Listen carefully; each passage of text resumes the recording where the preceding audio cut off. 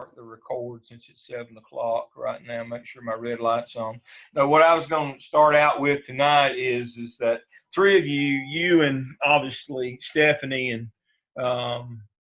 Jason are my interns, and so for you three who are in 604, the only changes, well, one change is I won't be grading your work now. That'll be graded by an evaluator. But if it's not, but after it goes through peer review, and if it's not proficient, which I can't, it will be. But if it weren't to be, I would still work with you. I'd still be the one that would work you to get it to proficient. Just somebody else is grading it in task stream other than me now. So that goes.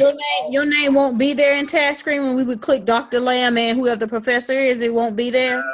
You won't. We're not going to do comments anymore. All your comments are going to come through peer review here in class. Oh, okay. And when it goes to, and this is the same for everybody. We'll do the peer review just like we've done before. We'll do the written ones, then we'll do the two video ones that we're doing, or ever how many we're doing this semester. How many we're doing? 6. We're doing 6 this semester, video reviews, and the rest we're doing written.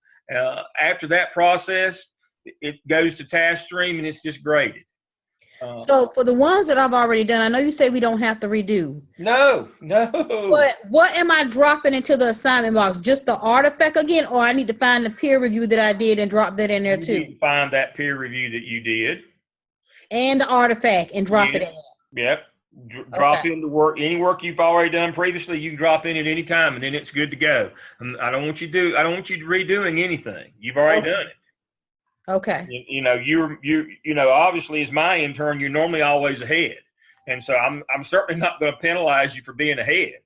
Okay. Yes. Thank you. That goes for everybody. You've already done it. I've had a lot of students who, have put a lot of stuff in. If you did it last semester or semester before, just drop it in. Everything's good. Okay. So again, first change is your internship supervisor won't grade your work, but they still will work with you to get it proficient. If it comes out of the peer review process not proficient, they will work with you to get it to proficiency, and that says so right here in the handbook. Now, the second thing is, now none of this 601 stuff applies to y'all because y'all are all in 604. As I told you earlier, you will stay on the same submission schedule in the same components in the same schedule that I've got on the weekly schedule. That does not change. It says so right here. You'll follow the verbiage of the 2014 handbook that I've got in there, and that means that turn-in schedule. Now, you will not work with me, but you will work with your internship supervisor, or what we now call clinical coach. You will work with that person to do one evidence or one artifact or one proof of competency. So for Tabitha, when I come to Columbia, you and I will sit down and we will talk about what kinds of things that you can put in. So for you folks, rather than at the end of the program like before in 605, when I would sit down with you and your principal and we'd go over that list of suggested activities that we went over the first day I met you. Remember that list? Doing that now, you'll just put evidence of those things straight into task stream, and that keeps us from having to go through that meeting. It just takes the place of that meeting. When we had the initial meeting and I showed you and your principal that list of things, and I said, at the end, when I come back, we're going to sit down and make sure you've done all these. And I said, y'all should meet pretty regularly to kind of keep up with the list. Remember that? This is the list. It's the same thing. It's nothing new. It just, instead of me sitting down with you in semester 5 and your principal and going over that list again, you will put those things that you know to do during your 400 hours, you will put them straight into task stream now. And here are that same list of competencies. 604 students just have to do one proof for each one of these 21. And the acceptable forms of proof, and it's located in task stream. The acceptable forms of proof can be any of this stuff. Can be. Gotcha. It doesn't have. You don't have to write anything new. If you had family math night, just show us the flyer. Just upload the flyer in there. Knocks that one out. Now, let me kind of go through these for you quickly. I'll go through 3 or 4 of them. All right, the first one effectively listens to other and clearly reflects. The minutes of a PLC meeting will satisfy that one. Yep. That's all you got. Okay. Remember, that was on the list of things I told you to do. Mm-hmm. Right here's that list, by the way. I've still got that list right here. It's just. Let me go back. New share. Let me go to this one. Share. It's this same list of things that I told you to do. It's the same Mm-hmm. stuff. It's just a different way to put it in rather than having face-to-face meeting. Gotcha. Mm-hmm. It's just this is, as Gardner Webb tries to make this program go beyond the borders of North Carolina, just like you into South Carolina. It gets hard to have a lot of meetings. Exactly. So this takes the place of the meeting. Mm-hmm. And so, all right, the second one, change management. This would be where you had family math night, the flyer, where you successful implementation of a program. Yes. Had a new program. So something like third one is conflict management. That might be a record, just a picture of your calendar where you had a parent conference. Okay. Creative thinking, something innovative, something new or different that you did around school. Just it could be anything. Okay. These are things that were generated as a result of your internship hours. These are evidence artifact kind of things. These are during that 400 hours and that list of activities that we wanted you to do.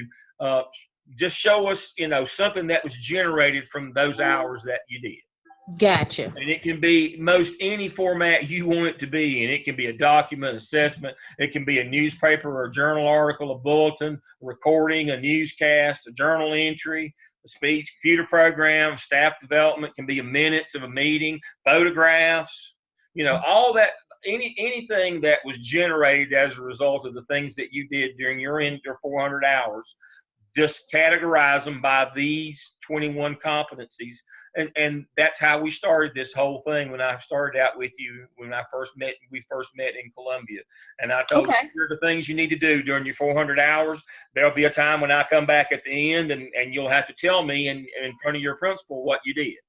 Okay. And so that's the only change for the program for you folks in 604.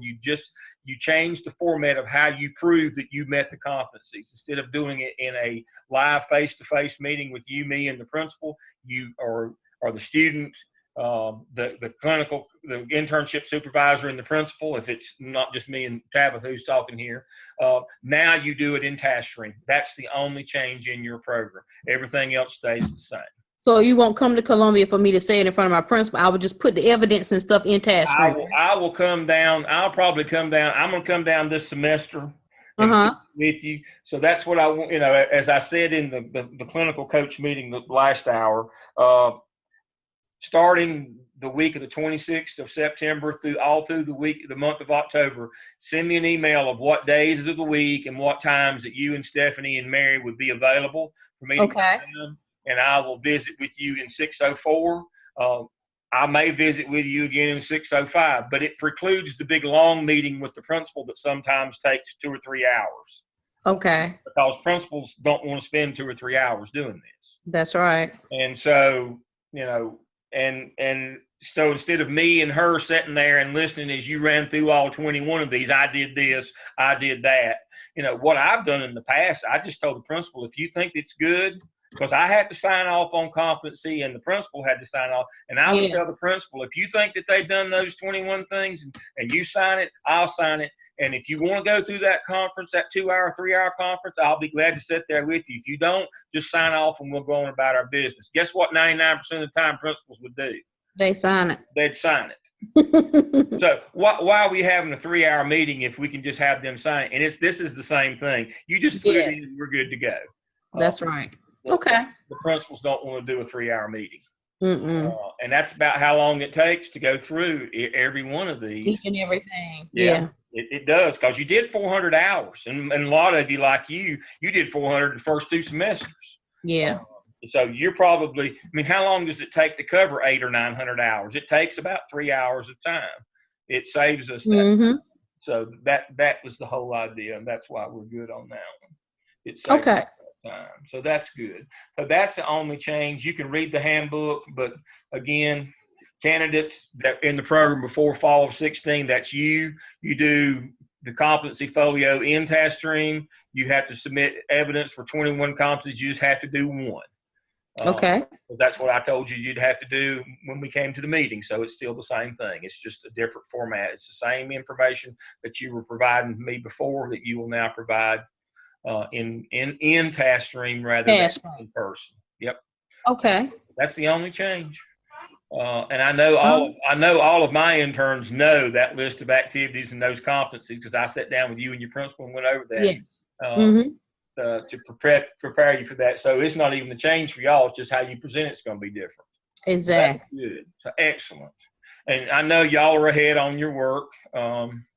So I'm pleased with that. So we're good to go for y'all. All right. So let's talk about, I'm not going to spend a lot of time tonight.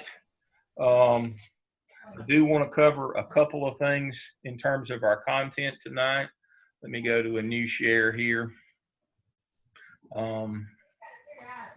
want to go to the weekly schedule and look at that just to remind everybody where we are. All right. Now, I did have a couple of questions. PD 360 has a new name. It's called Edovation. So if that was confusing, I'm sorry, but that's why it says AKA, also known as Edovation. Yeah, that's what we use. Yeah. So if everybody can find that, it's the same thing as PD 360. All things PLC, look at the tools and resources there, and then there's your discussion board, and you should be where AppTel Component B is in discussion board for peer review. I know y'all have already finished that, but that's where we are this week on our weekly schedule. And as I tell you, let me remind you again, the reading and the discussion boards are on your time schedule. If you can do 2 this week and don't do 1 next week, that's fine with me, or vice versa. But you do need to try to keep on schedule with your evidence artifacts. This is for everybody because your peers are dependent upon you. Okay, let me ask you a question about the when we do the discussion boards. Yeah. When I see the one about PLC, when in Blackboard, I see it under week 6. So that's why I was confused about. Scrambled. I can't make those. I can straighten those back out and put them in order. That's it doesn't. That's why I named them discussion board 2. They will not stay in order in Blackboard. Okay. And I've talked to Blackboard people about that before, and they don't know what to do either. I mean, I can go in right now, and I'll show you what I'm talking about. I can go in. Let's see. Discussion board.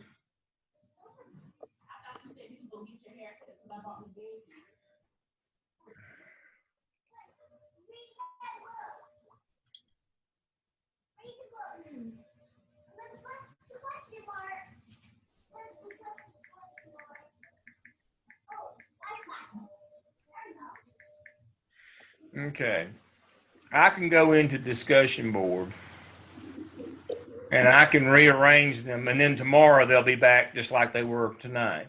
So week 1 introductory post, week 11, that's why, so discussion board 1, that's why you look at your weekly schedule. See, I can move this up. And it'll still, okay. But it'll move back tomorrow. I don't know why, but it just will. So I just need to just look for the discussion question. That's correct. That's why I have them typed out on the weekly because they will not stay. Okay. They won't stay where I put them. The folks in that run Blackboard at Garden Web don't know why they won't stay there either.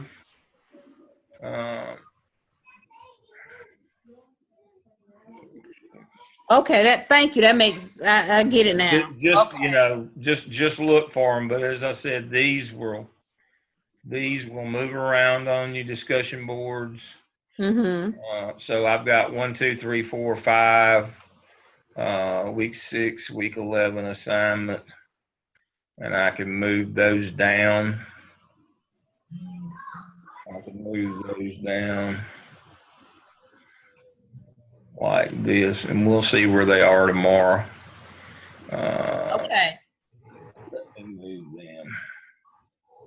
We'll We'll try one more time. Come on. All right. So right now your discussion boards are in order. Let's see where they are tomorrow. All right. Okay. But that's just a quirk of the program. They don't know how to fix that, and I don't either. So Okay. I tried to find that out. All right. So let's go back to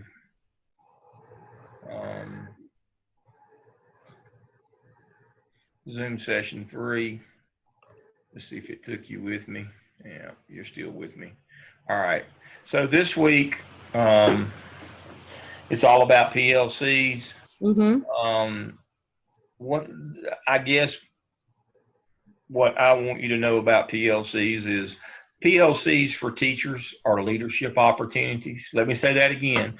PLCs, in terms of from a teacher perspective, is an opportunity for leadership.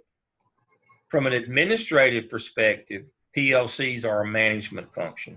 They're a way to manage information up and down the pipeline.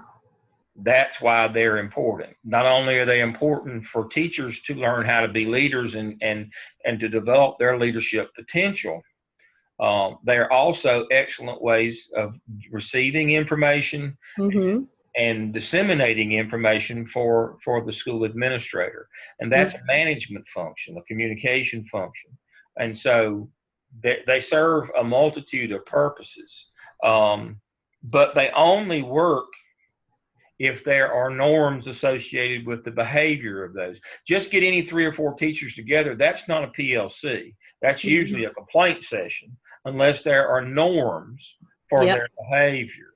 So that's why I have this document for tonight. In real life, this is the hardest thing that you will have to manage. Remember, it's a management function for you as a leader. It's a leadership function for teachers, but we're looking from the administrative. You cross the desk now, you're now the assistant principal in charge of PLCs.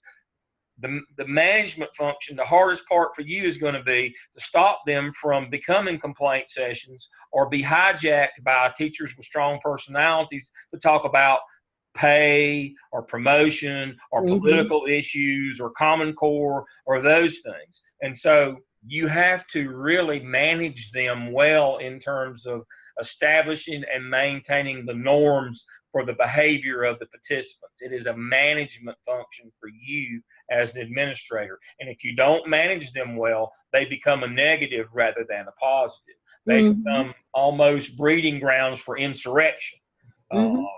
So here is a document that I have for you here. I think this is one of the more valuable things that I will share with you about managing instruction, and that's what PLCs are. It's managing instruction. What are team norms represents protocols and commitments developed by the team to guide members in working together. It helps clarify expectations regarding how they will work together and achieve a strategy for establishing. And so this is kind of a primer. This is what you give to teachers, and you start with them and help them.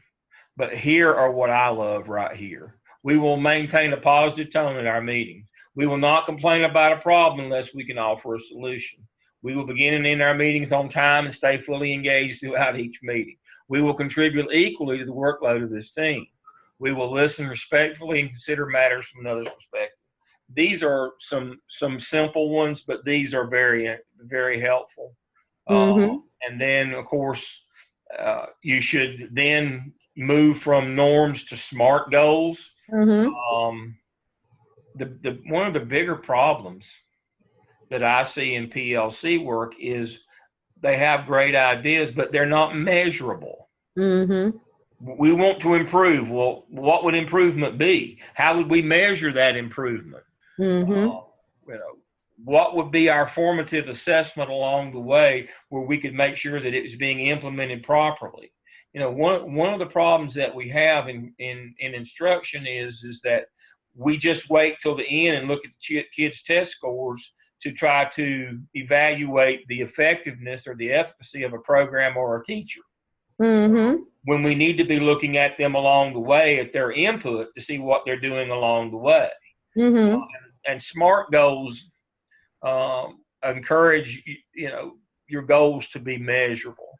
And here are your tips for how to establish team SMART goals within your PLC. Okay. Like that. And there's a worksheet in here, a sample agenda on how you will do your agendas. This is a handy document to have to put in your back pocket and keep until you become an assistant principal and you get put in charge of PLCs. This is a pretty handy document to have. You can hit the ground running if you have this document. This will help. Yeah, I'm in charge of PLCs. Mm-hmm. This is my second year being in charge of PLCs. Yeah. So this is a handy document to have for those of you who have not yet had this experience, but may get this experience, especially throughout your internship like Tabitha has. This is a handy document to have. And helps you establish them in the correct form. So again, this is under Zoom session 3. This is establishing norms, behaviors, and SMART goals for your group. Now, if you don't know what a PLC is, I have the original primer here from before. I know y'all all read this in 601 when you started with your app cell. But if you don't remember what you did with it or where it is, I have a copy of it again here. This is the original starter kit for PLCs, explains what they are and gives the background behind them. This is kind of that. Now, I have a document here. This is DeForest charge session. This is kind of advanced PLCs for somebody like Tabitha who's run one. This is not for beginners. The norms document is for the beginning administrator managing PLCs. That's the beginning document. This is the advanced document that would be pertinent to somebody like Tabitha who is in the process of running them. And this is a little more advanced stuff. So let's take a look at this. And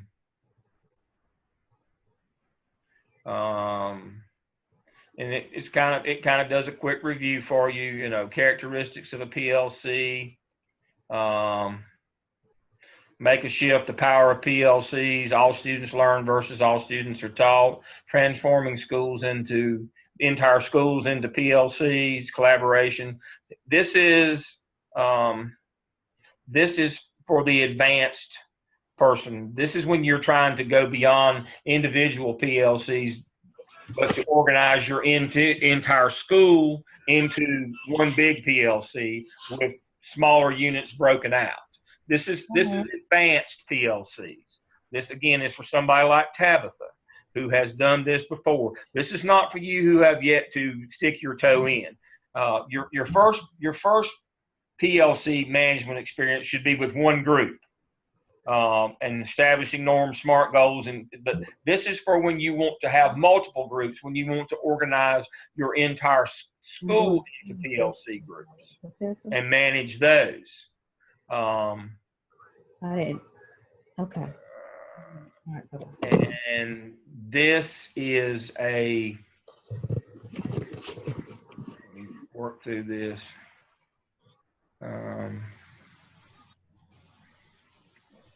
This is kind of like the principal's primer of more advanced things. And then how to get high performing PLCs once you get them up and running.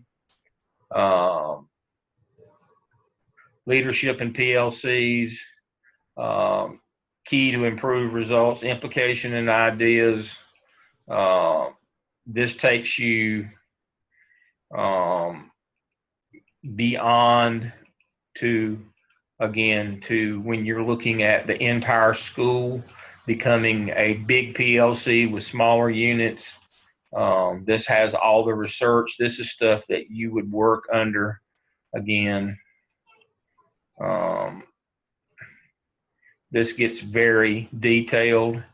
I'm not going to go over this because about the only person who this would make sense to would be Tabitha. Everybody else that hasn't worked with PLCs, this is a little beyond. Not that you can't comprehend it, but it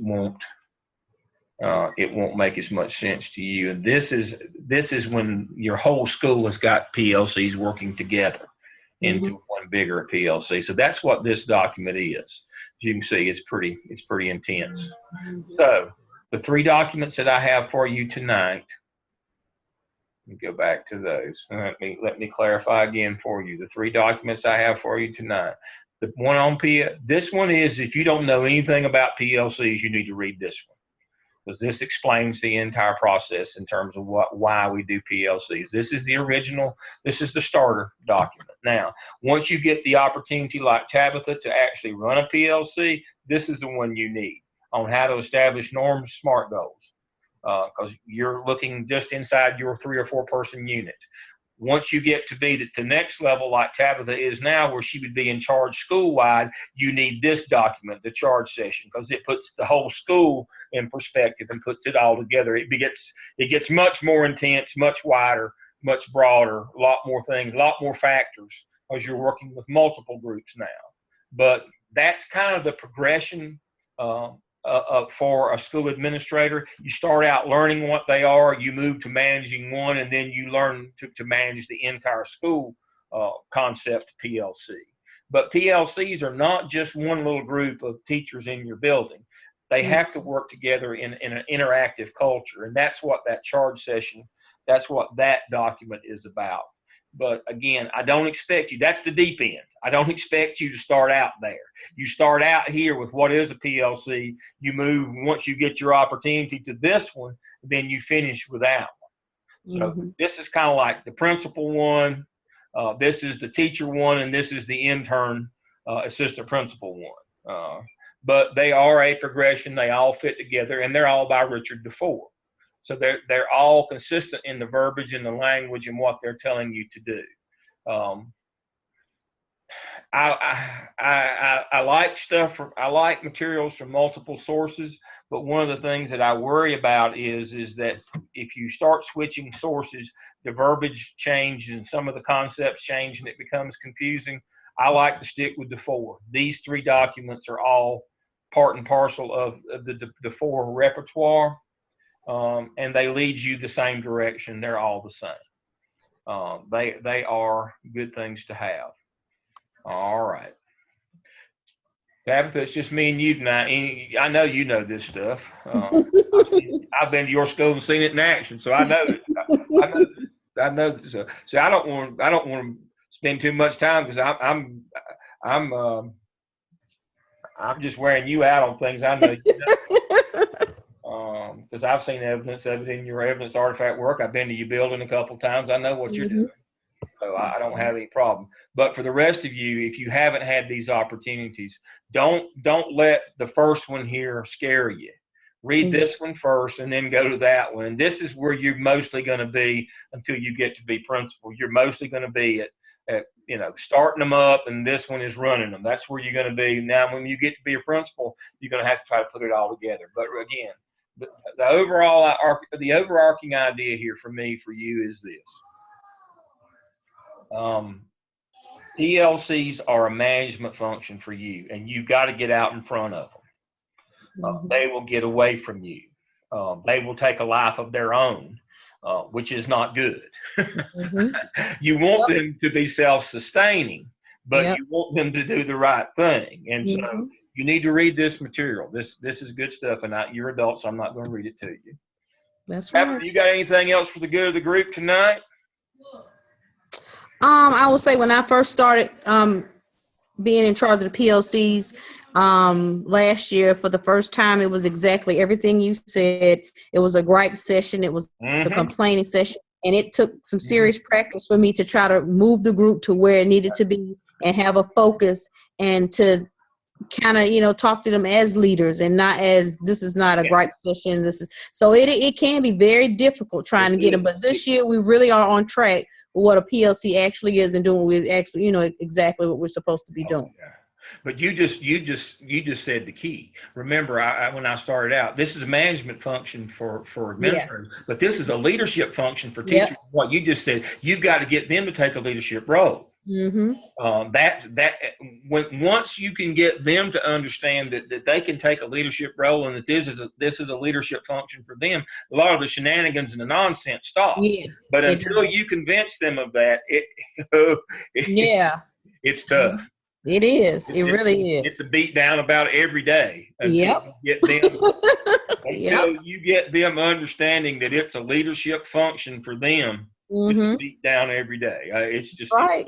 it's and so what has happened traditionally across this state is Mm-hmm. because it was so hard initially, people just gave up quickly. They said, I'm not beating my head against the wall. This is worse than not having them. Yep. So they quit having them. Mm-hmm. That's the wrong thing to do. You have to persevere. That's right.